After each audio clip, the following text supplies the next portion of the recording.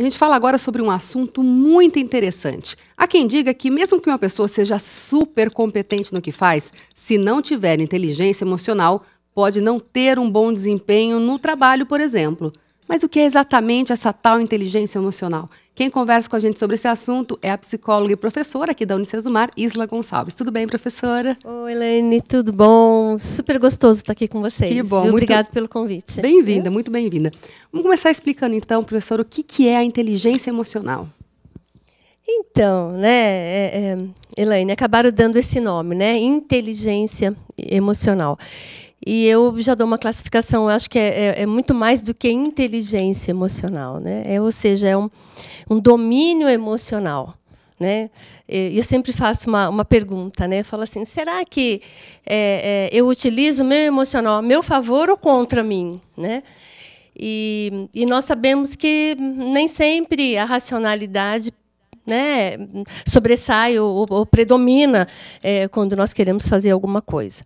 Então, o que é a inteligência emocional? Seria uma capacidade que o ser humano tem de dominar os sentimentos que ele produz, né? Para uma definição clássica. Uhum. Então, assim, como é a capacidade dele de dominar as emoções dele para que o comportamento dele não fique tão rendido para essas emoções? É como se a gente tentasse... eu li alguma coisa que dizia que às vezes a gente deixa a emoção, aliás, o cérebro dominar a gente, mas é a gente que domina o cérebro. É isso mesmo, professora? Então, né, a questão toda, a gente vai lá para trás, né, desde a formação. Existe uma coisa chamada personalidade. Eu tenho a minha, você a sua e cada um a dele. E essa personalidade, ela nos trai, porque ela faz com que a gente produza sensações e sentimentos.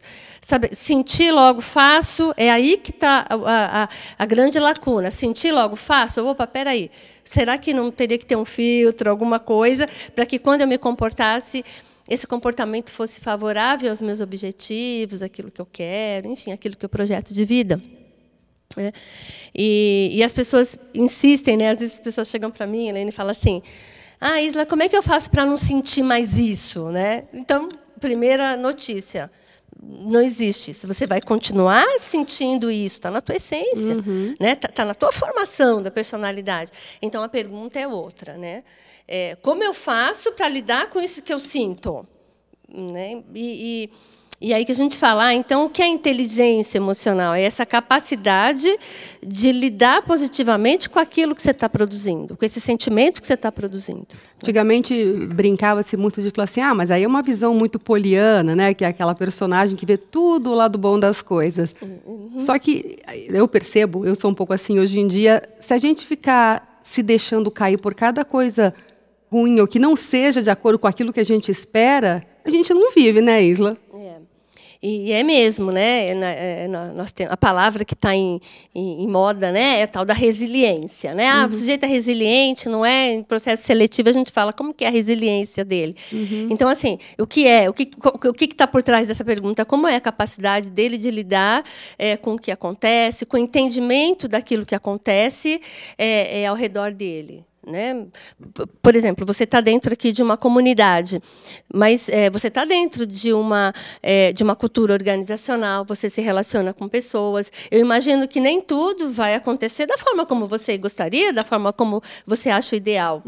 Né? Então, mas como é que emocionalmente você lida com isso? Né? É essa lacuna que a gente tem trabalhado, né? Dentro das empresas, na organização. E tem diversas reações, né? Tem aquela pessoa que se rebaixa demais, que fica mal, às vezes até entra numa depressão. Tem gente que explode demais. Isso seria, então, a falta da inteligência emocional.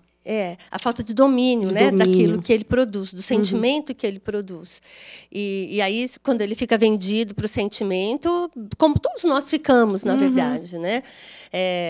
Existe um caminho que é o caminho do autoconhecimento, né? Então, tá, o que você faz?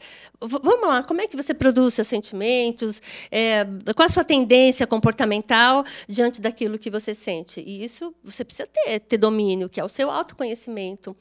E quanto maior for for esse autoconhecimento, a experiência tem me indicado um caminho assim, ó, quanto maior o autoconhecimento, mais ele fica preparado para dominar aquilo que ele está sentindo, né? Talvez eu esteja sendo muito simplista nisso que eu estou colocando, mas é isso, né? O quanto você compreende isso que você está produzindo. E, na dificuldade, claro, buscar ajuda de um profissional, né, professora? Eu acho que sim, né?